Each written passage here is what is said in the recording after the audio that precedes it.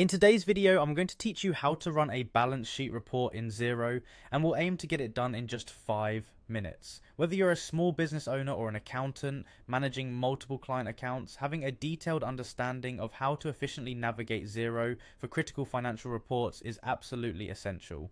So let's dive in and get started. First things first, to access Xero, open up your web browser and head over to the Xero login page. Once you're there, you'll need to enter your email and password to access your account. Make sure you have an active subscription to Xero, as you'll require access to the accounting module to follow along. If you're doing this for the first time, take a moment to ensure your details are entered correctly to avoid any login issues. Upon successfully logging in, you'll be greeted by your Xero dashboard. This is where you can oversee your financial standing at a glance, but today we'll focus on one of its most critical features, the balance sheet report. Now within the dashboard, look for the Accounting tab located in the main menu.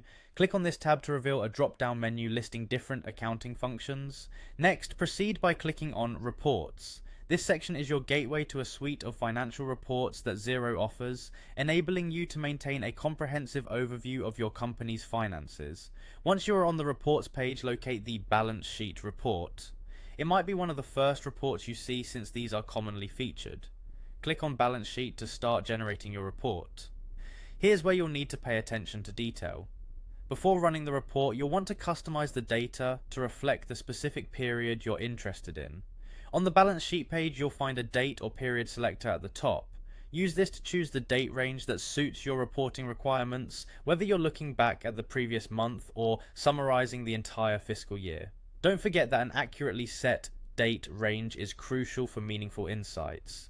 Next, decide if you want to compare this period with another. This option is great if you're tracking growth or fluctuations over similar time spans in different years or quarters. You can customize these comparisons to get a clearer picture of your financial trends. Once your preferred date range and comparison options are set, the last step is to click Update.